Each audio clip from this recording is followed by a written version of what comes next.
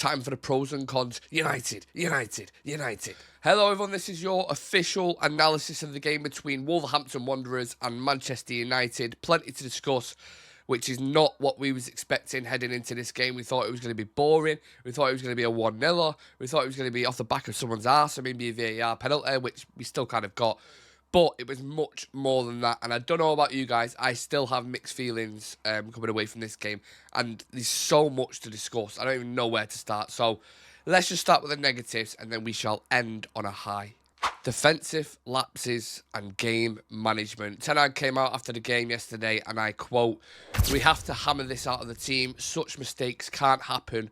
What is asked in that moment is leadership on the pitch. We can't concede such goals." I have mixed feelings though, and I'm pleased with the team's performance. And this has happened in so many games. If you watch Manchester United this season, we have threw away leads like a dog owner who's blind in the park. I don't know if that analogy makes sense, but we need to start controlling games. The experience and maturity is lacking, and that's weird because we have a 5-time Champions League winner in Rafael Varane. Same thing with Casemiro. Luke Shaw's been at the club for 9 years.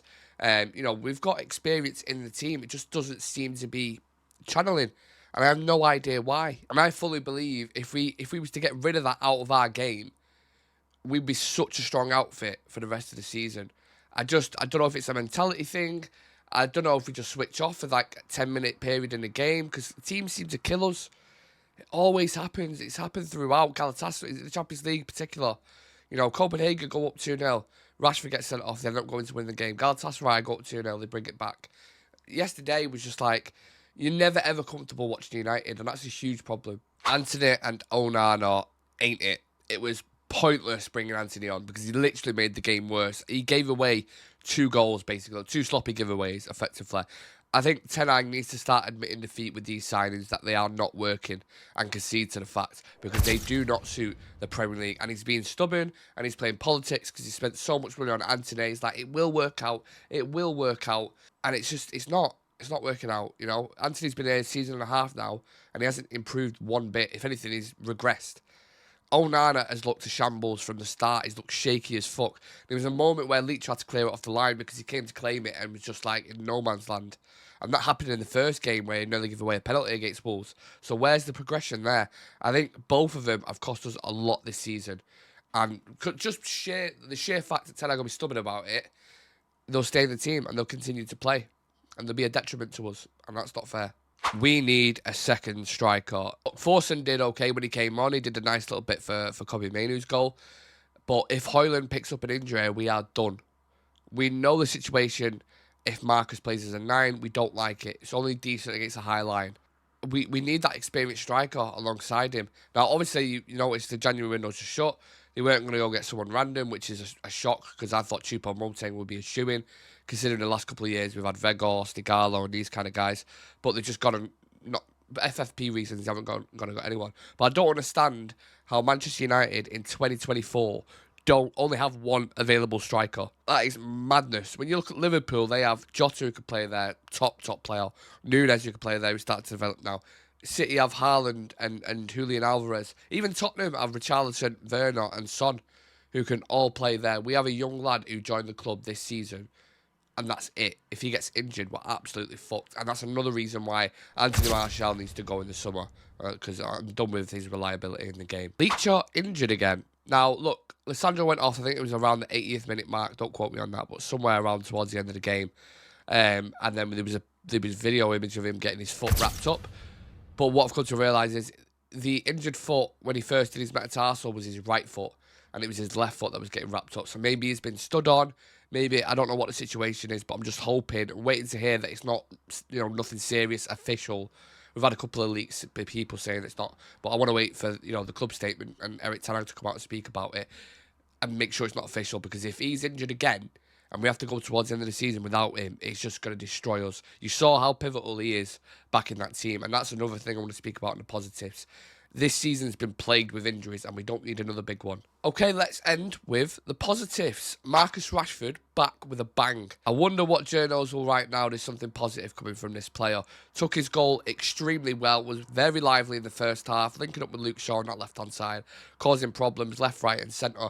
And we know he has this in his locker. We know we've got it. It is the perfect way to silence the critics and silence the story and just move on and forget about it. So Erik ten Hag got that absolutely spot on starting him yesterday. There would have been question marks. There would have been criticism thrown his way if it didn't work out the way it should have done. But he got it right, and he got it right last season when he brought him on against Wolves, and that is called management perfect.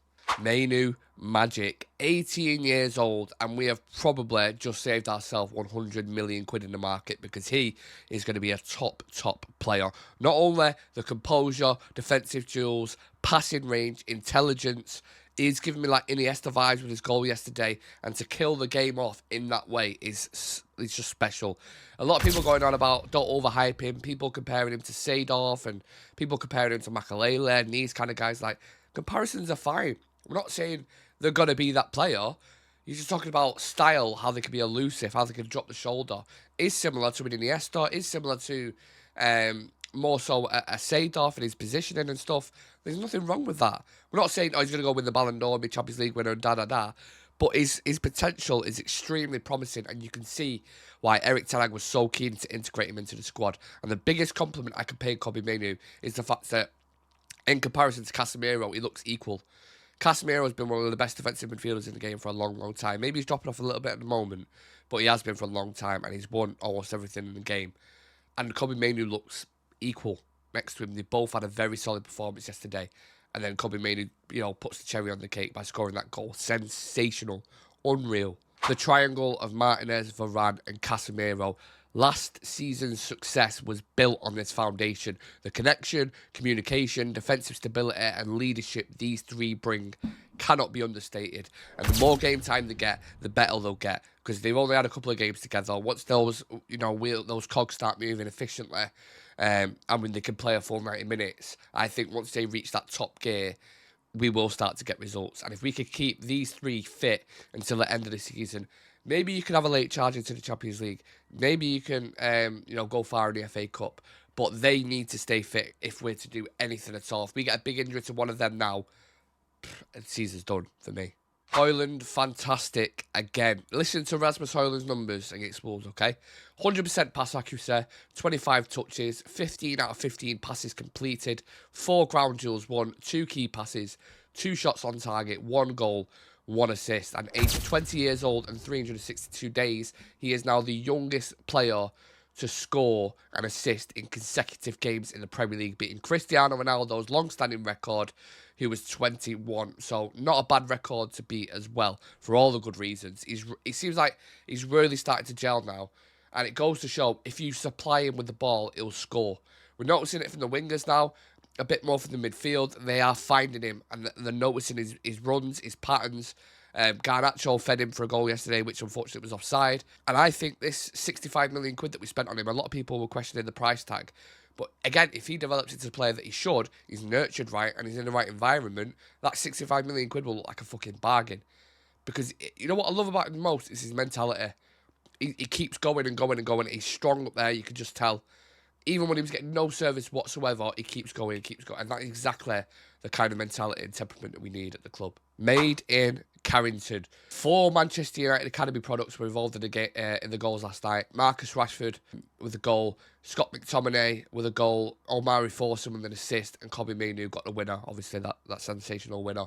And I love that we are starting to get these standards out of the young players. I know Marcus came through and Scott came through a while ago, but that is what United is all about, academy products. And when they're having that kind of input in the game, it shows that the presence is still strong.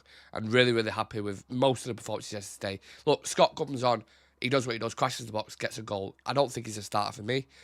Rashford can be that guy if he just up there, that's what he needs to sort out. Look, I was talking about Rasmus then and his mentality. I'd love to see that from Marcus, just focused, razor sharp, consistent every game. But it's not always been like that. Kobbie Mainoo seems like the perfect temperament. Not too hot, not too cold. Measured in everything that he does. And yeah, I thought it was fantastic just to have that little start towards the end. Conclusion. Look, there's still some concerning things for sure. I bet the game from a neutral perspective was fantastic, but it was very, very stressful. I was on pins towards the end of that game. plenty of things to work on, plenty of things to be excited about. I think this season in general has just been a roller coaster, and you never know what you're going to get, like Forrest Gump. And I don't know what's going to happen, so we may as well just buckle up and enjoy the ride as much as we can. Maybe there will be a late surge for top 4, but we're still 8 points, I think, behind Villa and Spurs, and we play West Ham and Villa next, do it all around us. So if you can get a couple of wins there, then I will start to think and get positive and optimistic and think we get points on the board and close that gap on top 4. And maybe it'll turn out to be an okay season, but there's a long way to go just yet. But the most important point is, what are your pros and cons? Have I missed anything off the list that you think should be on here? And who was your man of the match? I hope you've enjoyed this analysis, and I'll see you guys in the next one. Take care, everyone. United.